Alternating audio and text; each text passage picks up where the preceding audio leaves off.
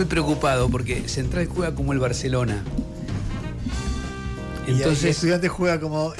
como el Inter. No, como Ferro. Así que, Dios mío. Vos tranquilo. Yo tranquilo. Vos tranquilo, vos fumá.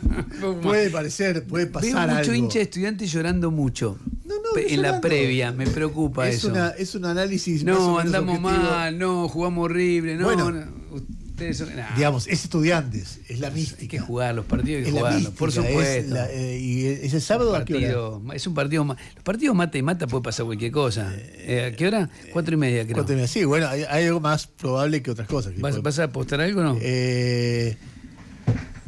hice una buena apuesta con Martín Joma que me dice: el que gana, paga. Al revés. ¿El que gana paga? Sí. No, bueno, esa es la pagada. Eso. Bueno, pero es un poco más amable.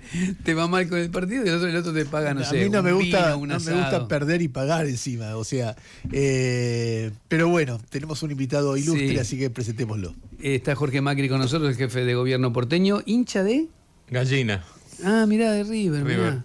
Son de los que miran el mundo desde arriba, claro. Y subestiman a todos. No, ¿por qué? Sí, tenemos nuestros tropiezos también, que siempre nos lo echan en cara los primos bosteros. Sí, están más dulce que otra cosa. El primo bostero en particular. Bueno, los primos en genérico.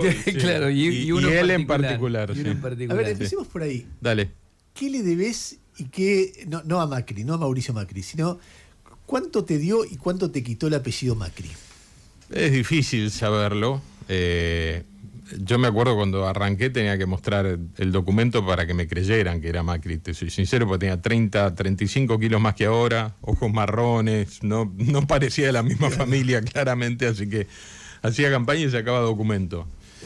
Pero te abre puertas, seguramente en mis inicios, mi arranque, me daban bola, iba a una radio, a un pueblo, y el hecho de que fuera Macri te daba la posibilidad de escucharte un ratito más. Después también viene con una carga siempre de prejuicio. Está ahí porque es Macri. Claro, está ahí porque es Macri o piensa de tal manera al ser Macri o no le importan ciertas cosas al ser Macri. Y después está en vos aprovechar ese momento de atención para que se den cuenta qué pensás, cómo sos, qué diferencias tenés o qué particularidades. A ver, y respecto de Mauricio, ¿en qué cosas están de acuerdo y en cosas de verdad están en desacuerdo? No, de verdad en desacuerdo no lo sé. Yo soy un tipo que disfruta mucho de la cultura.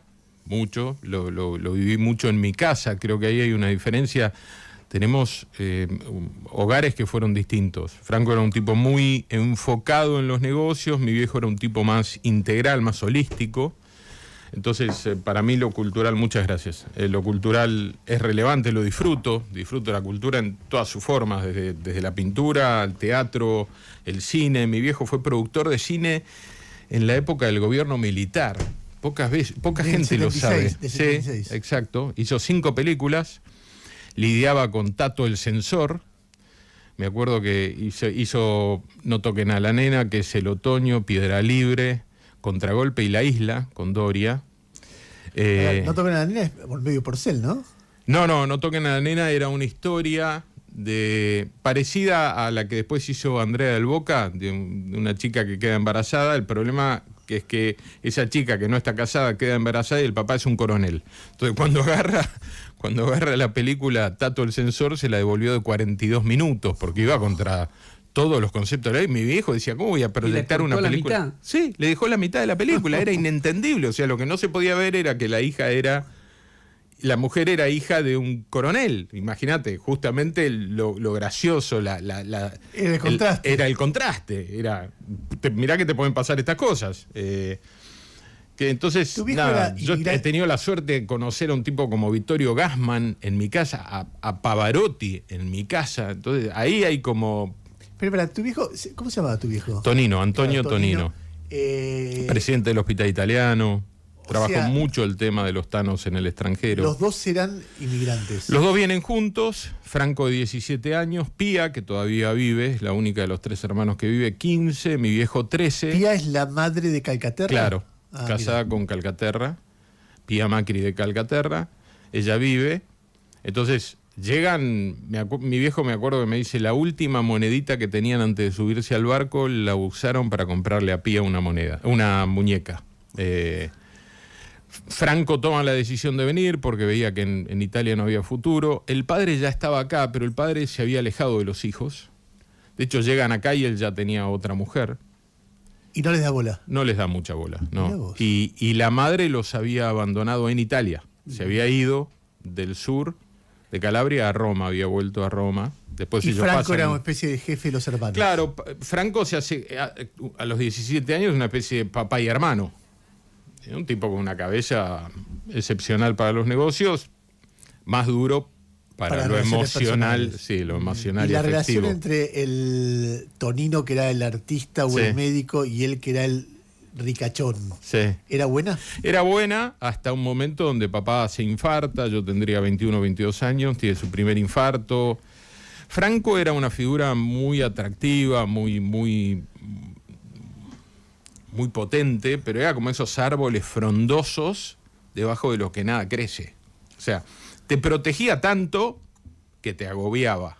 Bueno. O tomabas distancia. Una mirada parecía a la de Mauricio en el punto ahí, ¿o no? Sí, sin duda. Bueno, yo creo que Mauricio logró algo importante, que fue alejarse lo suficiente como para no dar una batalla de tener que, y esto lo digo psicológicamente, desde el punto de vista analítico, tener que matar al padre. Él toma una distancia y construye un camino propio, ¿no? De adolescente siempre tenemos esa tensión con nuestros viejos, la construcción de identidad propia. Con alguien como Franco, o quedaba subsumido ahí abajo. Muchas de sus relaciones eran relaciones que de alguna manera dependían de él. Generaba esa cosa de, yo te resuelvo todo, pero entonces nunca floreces. Entonces él encuentra su camino, yo te diría, fuerte post-secuestro. Post-secuestro, sí. Y una decisión de él de empezar su camino en Boca, buscar su propio camino de identidad.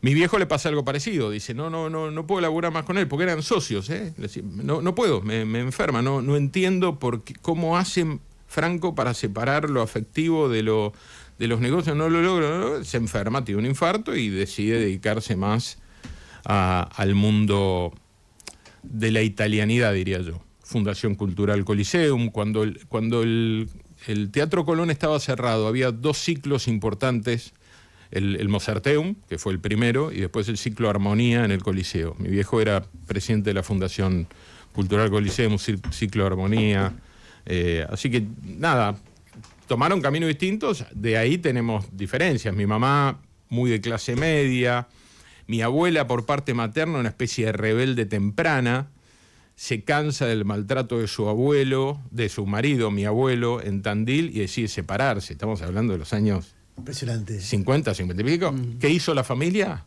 La desconoció. Familia de clase media con campo, a mi abuela. Materna. Y agarró, se fue, se consiguió un laburo en renta de la provincia y laburaba de empleada pública y morfábamos tarde cuando estábamos con ella porque salía de rentas con su delantal de empleada pública, venía y nos daba a morfar a las 2:30, 3 de la tarde. La madre de Mauricio, una Blanco Villega de la aristocracia argentina. Claro, sí. Entonces mi abuela también, de ahí mi vieja tiene una impronta distinta, con lo cual, digo, mucho en común. Podrían haber tenido opciones ideológicas diferentes por el origen, si se quiere. Tal vez tenemos matices, los dos. Yo soy un tipo capitalista, humanista. Yo centro mucho mis políticas en función de la gente. Creo que todo hace sentido en función de la gente. Creo que una ciudad es maravillosa en tanto y en cuanto haya gente que la habite. A la noche, si este estudio estuvo cerrado, no tuvo sentido. O sea, ¿qué es esto sin nosotros, no? Yo tengo una mirada muy humanista, pero yo creo en que al privado le vaya bien, creo en la libertad, pero también creo en el Estado. En eso estamos de acuerdo con Mauricio, ¿no? El equilibrio que tenés que tener, y tal vez esa es una de las diferencias con la libertad avanza, ¿no? Yo creo en un Estado presente, eficiente, que no gaste de más, pero no es cierto que todo el mundo tiene las mismas oportunidades. A lo sumo tenemos herramientas similares, pero 5 cuadras de diferencia en el lugar donde te toca nacer marca un montón de diferencia en la Argentina. ¿Por qué, si esto es así, Jorge, quedaron tan pegados a a planteos de la Libertad Avanza que son como muy radicales en esto de no tiene que existir el Estado, no hay que tener ninguna participación, hay que recortar... Bueno, no quedamos pegados a eso. Esas son las posturas de la Libertad Avanza, por eso yo no hago lo que hizo Patricia, que es ir a la Libertad Avanza, más allá de que nunca cambié de partido, porque yo creo que ustedes recién se chicaneaban con el fútbol. No se cambia de partido, no se cambia de camiseta, no se cambia de club. Hay cosas en las que vos crees, y crees cuando te va mejor y cuando te va peor. Y eventualmente aprendés. Yo no me fui de River cuando nos tocó irnos a la B. Es más, me volví más fanático ahí, quiero decir. Pero no acompañaron casi todo. Cuando uno ve... No, acompañamos cosas económicas. No, acompañamos cosas económicas relevantes que eran necesarias en un momento donde estábamos en el borde, sinceramente, de un precipicio económico grave. Yo creo que hubo un momento, la manera, el número... Imagínate lo que sería hoy la Argentina si Milei hubiera recibido un déficit del 3, que fue el que dejó Mauricio. Recibió un 15. Un 15% de déficit te deja al borde de una crisis tremendamente profunda. Y ahí hay que actuar con mucha responsabilidad. Y a veces hasta en zonas de no demasiado confort, ¿no? Porque decís, pero yo no sé si haría exactamente esto. Sí, bueno, pero pará. Estamos en un momento de mucha crisis. Entonces, jugar al fracaso del otro en un momento de tanta crisis... es riesgoso. ¿Pone en riesgo parte de tu identidad? Puede ser, pero ¿qué priorizás? ¿Tu identidad partidaria? ¿El riesgo que estás corriendo? En la medida que eso se fue normalizando, que la economía fue encontrando ciertos caminos de equilibrio y de no prenderse fuego, después podemos hablar de bienestar, crecimiento, ese es todo otro capítulo, nosotros actuamos evitando ese riesgo mayor. ¿Puede ser criticable? No lo sé, yo creo que actuamos bien. Y después hay cosas en las que creemos. Nosotros creemos en el equilibrio fiscal. Digo, la ciudad hace años que tiene equilibrio fiscal. Se administra de manera seria y responsable. Y logramos tener obra pública también. Y con recursos públicos genuinos, que son los de los vecinos, no es otra cosa. Y sin deuda. El año pasado cayeron 11% mis ingresos. Tuve que atender 20% más de gente en la salud pública. O sea, pensá, 11 menos de ingresos. 20% más de salud pública, más chicos en las escuelas, más policías en la calle, y pude mantener el nivel de inversión sin endeudarme. ¿Eso por qué? Porque recortamos 850 millones de dólares de gastos políticos. ¿Pero fueron gastos políticos o eso es lo que le permite a Rodríguez Larreta decir esto de que hay olor a pis, de que la ciudad se... No, gastos políticos. 13.800 personas menos contratadas. Y no son maestros, no son enfermeros, no son policías. De hecho, tenemos 2.000 policías más, porque es lo que va egresando por año. No son médicos. Hay más inversión en salud, hay más gasto e inversión en seguridad y educación. O sea, el paquete social... ¿La ciudad no está peor, como dice...? No, yo no creo que esté peor. Yo creo... yo no creo que esté peor. Creo que estamos viviendo un momento de una crisis muy grande. Yo era ministro con él cuando ya teníamos un problema de suciedad relevante, y también de manteros, y también de piquetes, y también de orden público. Digo, y esos también eran problemas graves de los porteños. Y hoy no hay piquetes, y bueno, ahí tenemos la puja con el gobierno nacional de quién es el crédito. Yo creo que hubo 1.730 intentos de corte en estos 17 meses. En 1.400, 1.300 de ellos, para ser justos, 1.300 y algo, solo intervino la policía de la ciudad, los otros 400 los compartimos.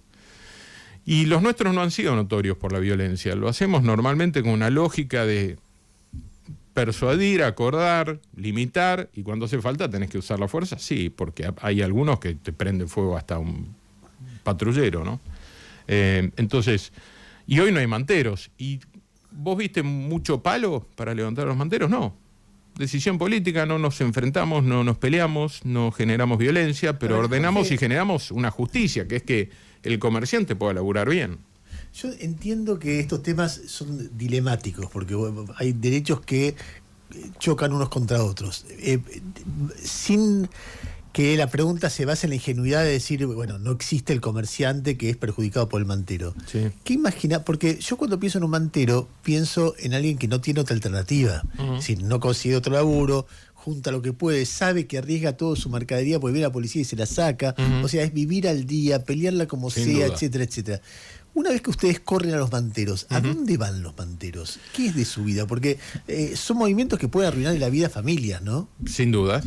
Pero digamos, a ver, dos enfoques. Primero voy a mirar al mantero, después, si querés, hablamos un poquito de qué creo que es el camino correcto. Sin duda, muchos de los que laburan ahí están subsistiendo. Son un emergente de una crisis social y económica que yo no puedo resolver como ciudad. Porque existe, porque hoy tenemos 30% de la gente con laburo formal bajo la línea de pobreza. Cosas que no tienen antecedentes en la Argentina. Normalmente cuando vos tenías un laburo formal en la Argentina eras clase media, ¿no? Era como, che, llegué. Ahora veré para cuánto me da, pero llegué. Entonces, sin duda son un emergente de una crisis social, cultural. Ahora, ¿qué hay detrás de eso? Hay gente que les cobra por el espacio para ponerse ahí. No es que van y se ponen, ¿eh? Hay gente que cobra, por eso hay investigaciones judiciales grandes y cada vez que levantamos un grupo de manteros lo hacemos con la justicia avalándonos. Hay mercadería trucha o robada que se vende, por eso pueden vender también más barato. Entonces, ahora, supongamos Flores, ¿no? El centro comercial de Flores, calle Avellaneda, muy grande. Levantamos como 5.000 manteros también ahí. La gente que antes iba compraba algo en la vereda y algo en el comercio. Compraba dos cosas, si querés, dos prendas. Hoy va a comprar por lo menos esas mismas dos prendas adentro. Con lo cual al comerciante le va mejor. Las chances son que ese comerciante le dé laburo a alguien que hoy no lo tiene. Formalmente, con mercadería correcta. O sea, no es que la va a agarrar toda y se la va a guardar. Va a poder tener hoy alguien que laburaba solo, porque cuando recorrías esos comercios te dicen, no, yo tuve que echar a un laburante. También hubo un laburante echado del comercio formal, que no lo estamos poniendo en la foto, y que tal vez se tuvo que transformar en mantero, ahí mismo o en otro lugar. Entonces lo que tenés que hacer es ordenar y que desde la formalidad vuelva a generarse laburo. ¿Ocurre? Sí ocurre. Sí ocurre porque, por ejemplo, hoy, ¿qué te pasa en Flores? No solo venden lo que se vendía afuera y adentro, sino que venden más que antes, más que la suma de los dos. ¿Por qué? Porque la gente va más cómoda, se siente más segura, llega más gente del interior. Particularmente, tanto Once como Flores, Avellaneda, son lugares donde viene mucha gente del interior, compra un semi-mayoreo y se lo lleva al interior a revender. Y entonces hoy vienen más y venden más y les va mejor. Entonces, pensar que el orden restringe y limita es un error. Vos hoy ves Madrid, una ciudad ordenada que le ha robado el liderazgo en Europa, hasta culturalmente se lo está disputando Barcelona. Y sí, hasta culturalmente, no por la historia, ¿no? Porque vos tenés Gaudí, tenés Dalí, tenés una historia, pero el hoy, el continuo, hoy, Madrid se lo desafía y se lo pelea. Entonces, yo creo que lo que tiene que pasar es eso. Otra cosa, lo que tiene que pasar es que muchos de esos, si son artesanos, laburantes, gente que quiere laburar, deberían los municipios también generarles un ámbito de ferias. Nosotros no podemos ser la solución a todo lo que ocurre en todos lados al mismo tiempo. Y yo no soy alguien que crea que el conurbano nos agrede, ¿eh?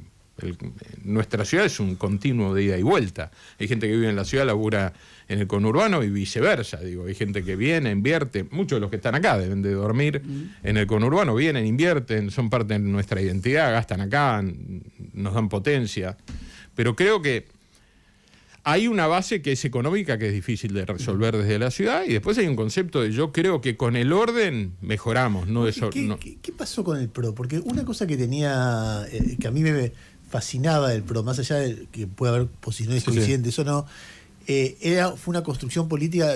Yo siempre decía, Macri fundó el primer partido político después de Perón. ¿En qué sentido primer partido político? Pues ha habido muchos, pero ha habido chiquitos, eran como archipiélagos. Acá era una fuerza política nacional, con punteros en todos lados. Y con ganas de ganar.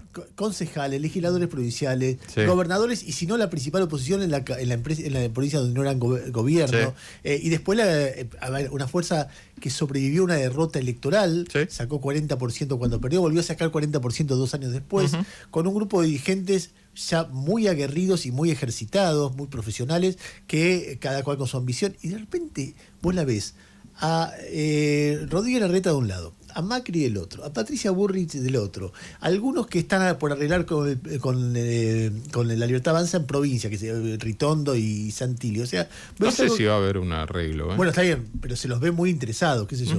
Entonces vos ves todo eso junto y decís, esto ya no es un partido político. En todo caso será un partido político local. Bueno, los dos candidatos a presidente, uno ayer afiliándose a la Libertad Avanza y el otro compitiendo con ustedes en la ciudad. A ver, dos cosas. Yo diría que evidentemente quienes compitieron a nivel nacional no han procesado bien, para mí, desde mi punto de vista, no han procesado bien el resultado que tuvieron en las urnas. Y eso es algo que tienen que explicar ellos más que nosotros. Hay también un contraste. Es la primera vez que tenemos tantos gobernadores desde el PRO. Nunca había, ni cuando Mauricio ganó, llegamos a tener la provincia, pero hoy también está Nacho Torres, está Rogelio Frigerio. Entonces, me parece que hay una realidad de un PRO existente que todavía persiste y es una alternativa nacional. También es un momento donde empieza a aclararse. Yo veo esta elección más que como un fin en sí mismo, un nuevo punto de partida. Bueno, cada uno va a tener que explicar dónde está y por dónde sigue. Yo creo que esta elección en la ciudad es eso, es una clarificación. Lo de Patricia ya se veía venir, ella tiene una tendencia a moverse de partido. Una tendencia a moverse de partido. Y sí. Bueno, la tenía antes que cuando llegó antes a la de nosotros. Sí, claro. Sí. Ella cree en eso. Creo que, pero a ellos le va bien, yo voy a ir a aportar ahí. Y yo no me enojo con eso porque vino siendo así. Entonces yo no puedo aplaudir cuando viene, decir que capo soy como la capté y me enojo cuando se va. No, bueno, ella cree en ese sistema, yo no. Yo te decía, camiseta y trato de mejorar hacia adentro. Cierro la puerta del vestuario, discutimos y vemos qué pasa. Lo de Horacio para mí es menos entendible porque juega una confusión y puede ser el responsable de que por primera vez el kirchnerismo nos gane en la ciudad. Es menos entendible para mí. Porque por lo menos en el otro caso está claro, decidió irse, se fue, ayer se afilió. Creo que es un nuevo punto de partida esto, es un saber quién está acá, en qué cosas creemos, seguir gestionando. Yo estoy contento, hoy ya están dando vuelta, por primera vez tenemos una línea de colectivos eléctricos en la ciudad, seguimos haciendo cosas, no es lo que nos marca. ¿No hay un poco de responsabilidad también de Mauricio Macri como conductor del espacio en que se le, no sé, que de pronto la reta quede afuera del armado? Bueno, no lo sé, él lo intentó, hubo charlas con Horacio, él le planteó ser candidato a senador en una interna en octubre, no lo sé, él tuvo la cualidad de construir un partido político y me quedo con eso. Acá estamos todos los que estamos acá, llegamos también porque él nos dio esa oportunidad. Yo creo más esta sensación de no procesaron bien el mensaje de la gente. Decirte dos explicaciones Dale. que para mí son complementarias, pero seguramente vos me digas sí de esta, no, qué sé yo. Una, muy rápido, una es que es ambiciones personales. Mauricio no sintió que Horacio era leal con él, cuando Horacio quería ser candidato a presidente, le creó una candidatura alternativa con Patricia Bullrich y eso hizo que explotara todo por el aire, cuando tal vez era más fácil forzar que Horacio fuera candidato a presidente y Patricia candidata a gobernadora, y en un camino común, de repente ganaban más cómodamente las elecciones. Esa es una cosa, la pelea Mauricio-Horacio, la ambición de Patricia, etcétera, que terminó con todos peleados con todos. La segunda visión es más estructural, que es que, como pasa en muchos países del mundo, el surgimiento de algo que está a la derecha de la centro-derecha hace entrar en crisis. Che, tenemos que ir para el lado de Milei o para el lado de Vox, en el caso del PP, o tenemos que sostener lo que éramos, que era una cosa mucho más moderada. Entonces eso hace crujir todo porque el electorado los obliga a definirse y finalmente los divide. ¿Hay algo de cada cosa? De las dos, yo creo que hay algo de las dos. Creo que hay algo de las dos, porque hay un fenómeno que existe, que es Milei, que capta la atención de parte de nuestro electorado, que además yo no diría obliga es una mala, nos invita en la disputa contra el populismo a acompañarlo en el balotaje. Y después, sin duda, hay procesos internos, pero también hay una discusión nuestra de decir, pará, yo represento esto, yo me animo con mucha tranquilidad a decir, miren, yo soy capitalista, creo en la libertad, creo en el privado, pero también creo en el Estado. Y eso es una centro-derecha moderada. Creo en la libertad de expresión y de prensa.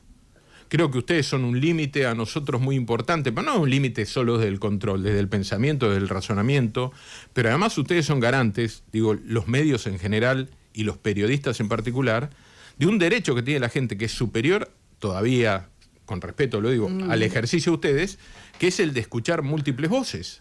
Pero no han sido muy titubeantes en eso. Yo ahora los escucho levantar un poco más la voz, escuchaba esta semana a Laura Alonso. ¿No ha sido un tanto titubeante? Porque las agresiones del presidente han sido tan extremas, tan constantes. No sé, de nuevo, creo que hubo distintos momentos. Hubo un momento de acompañar una situación muy compleja. ¿Ese es tu auto? Creo que sí. Está sonando una alarma.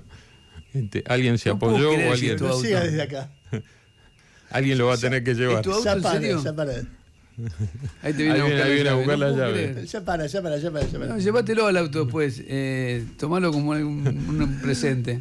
Te lo presta para claro, unas vueltas. Sí. No, nada. Viste, el oído de jefe de gobierno, intendente. Pero nada. Yo creo que nosotros tenemos un desafío que es sostener identidad. Por eso para mí esto es un punto de partida interesante también. Esta elección es un fin en sí mismo, como toda elección, pero también es un nuevo punto de partida. Los que estamos acá, en qué creemos y qué estamos dispuestos a defender. Y por eso cuando Mauricio dice, miren, si vamos a buscar un acuerdo, es un acuerdo de partidos. Un acuerdo de partidos es una especie de pax romana. Son tus dioses, son mis dioses, nos respetamos. No es te absorbo, te licúo, te hago desaparecer. Entonces, nada. Ahora, ¿se puede hacer un acuerdo con dirigentes que dicen que ustedes son obsoletos? ¿No? Ayer Adorni, creo que lo tenemos ahí el audio, no sé si vale la pena. Adorni decía que el PRO es una fuerza obsoleta.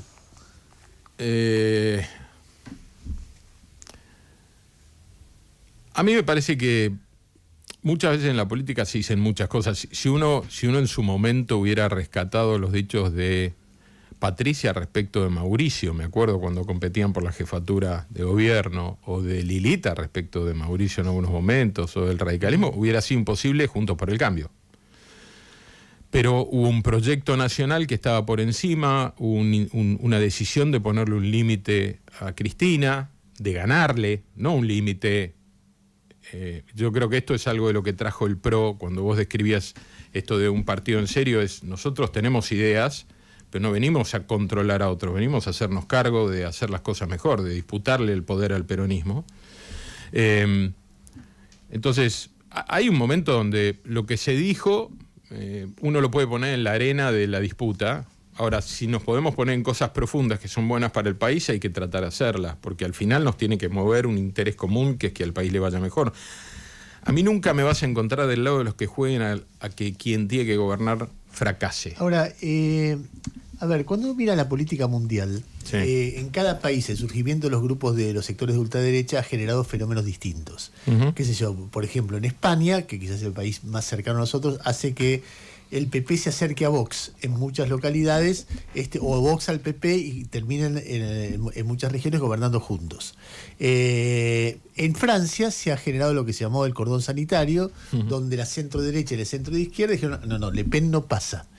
Podrá ganar en primera vuelta, y de hecho viene pasando sostenidamente que ahora hay que ver, tiene el problema judicial, pero que ganaba en primera vuelta y después el resto de la población votaba en contra.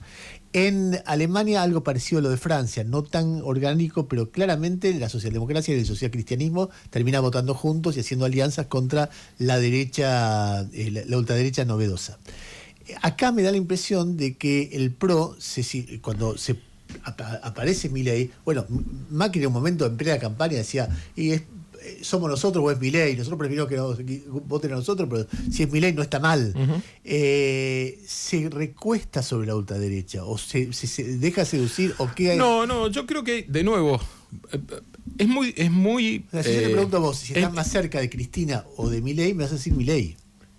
Sí, en algunas cosas. Yo estoy cerca del PRO y por eso creo que el PRO tiene que subsistir y tener su identidad propia. Esa es mi lectura. Mi lectura es que el PRO tiene mucho para aportarle a la sociedad y a la Argentina. Y no tiene que desaparecer, muy por el contrario, tiene que clarificarse, ser concreto, ser una fuerza democrática y una alternativa en la Argentina. Esa es mi visión. ¿Dónde estoy yo? En el PRO.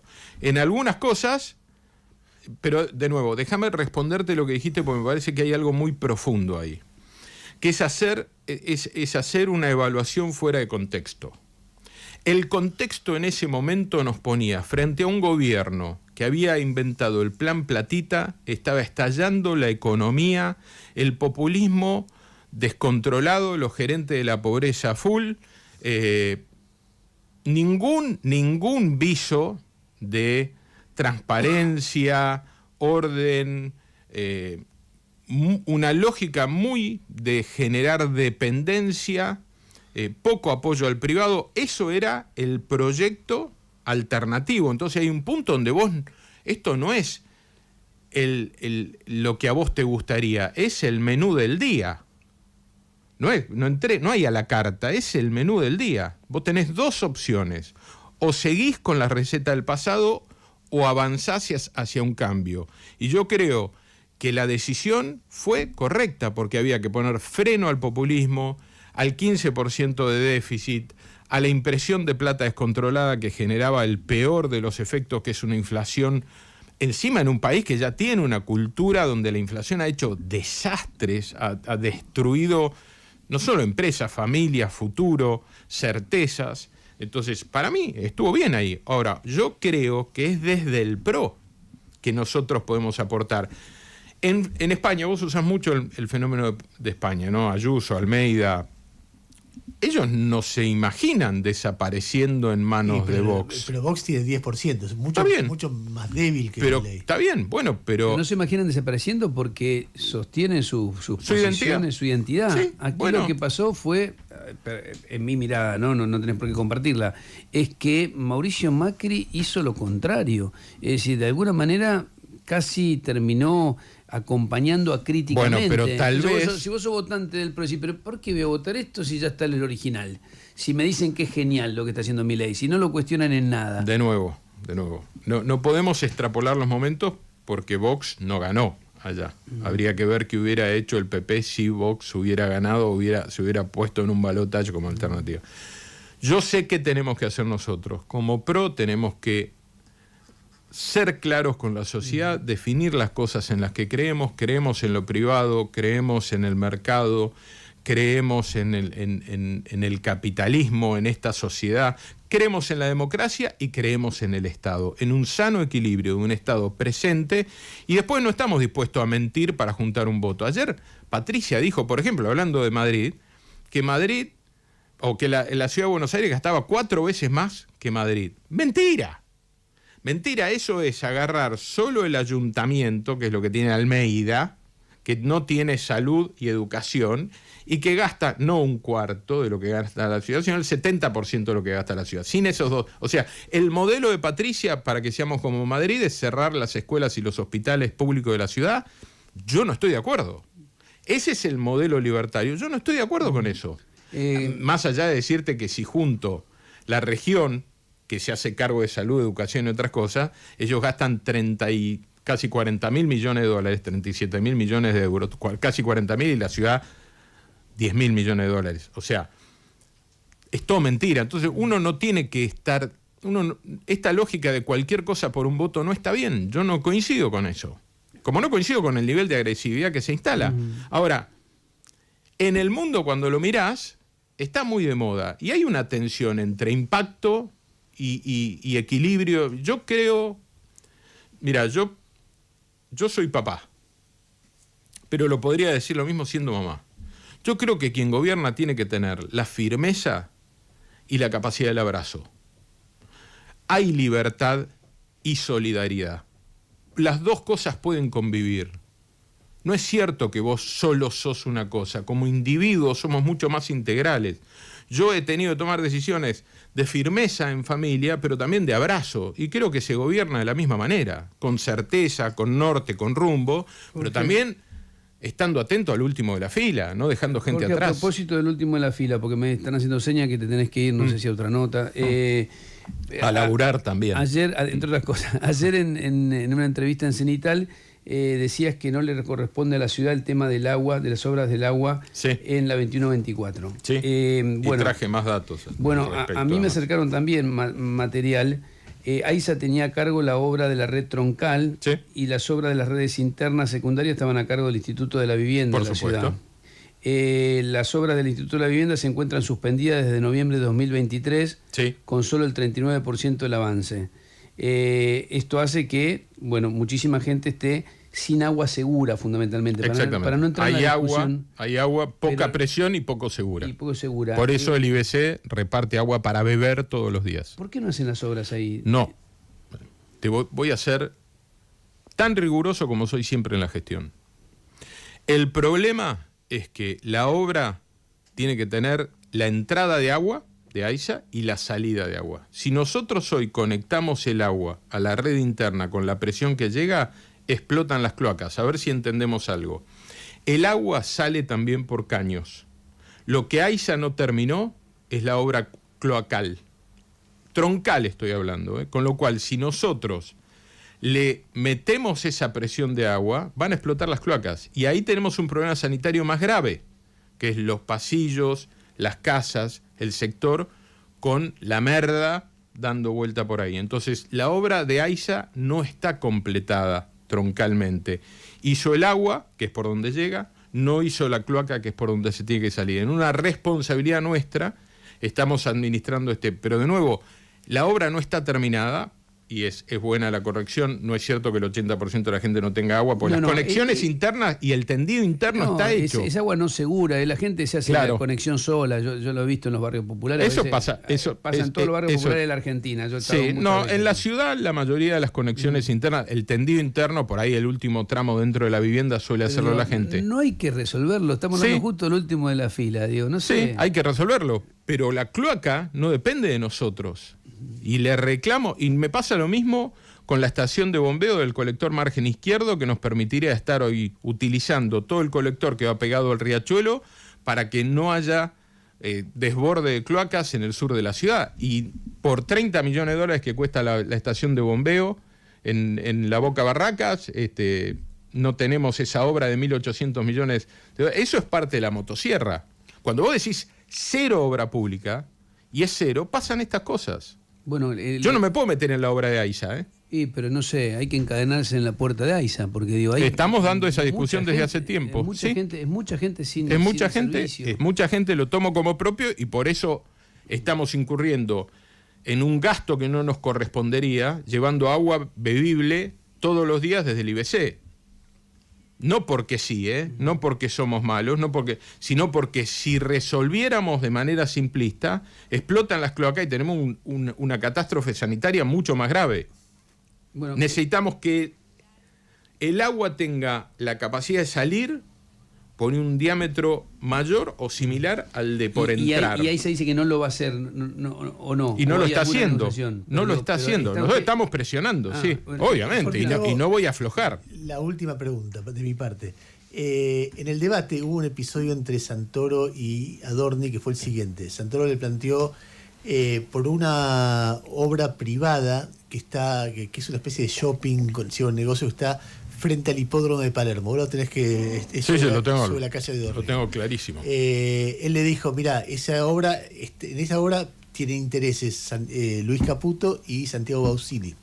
Es una obra que le hizo toda la parte de la obra troncal, o sea, todo lo que sea cloacas, etcétera, lo hizo la ciudad gratis y no les cobra canon. Cuando se lo pregunta a Adorni sobre esto, Adorni le dice, vos kirchnerista no vas a hablar de corrupción, o si tira la pelota afuera. Uh-huh.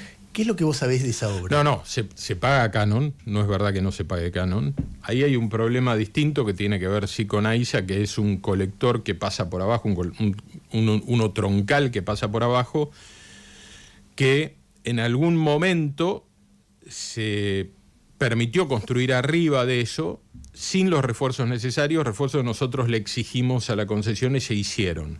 Eso es lo único que yo te diría que es observable de esa concesión cuando se hizo, y nosotros fue uno de los contratos que revisamos Y además les dijimos a los que tienen esa concesión y a AISA que si algo pasa, tiene que AISA o los concesionarios resolverlo, no nosotros, porque si no, parecía que la ciudad se iba a tener que hacer cargo de eso. Entonces, si hay una contingencia, AISA está informada y después estructuralmente se reforzó la obra para que no hubiera un riesgo, pero canon se paga.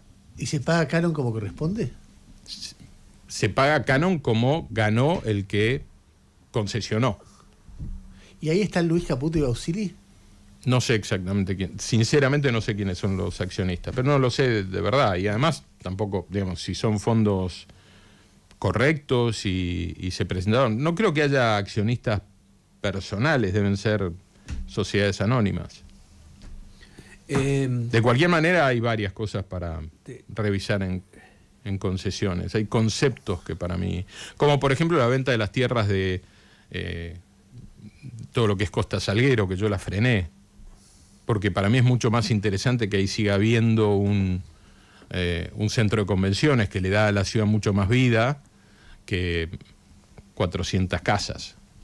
Te comprometemos porque el tema nacional, Patricia Burri, las elecciones del 18, Larreta, Macri... Yo tengo que pedir antes el voto para Silvia Los Penato antes de irme, porque el PRO está solamente en esa lista, es Silvia Los Penato, es amarilla, es el PRO.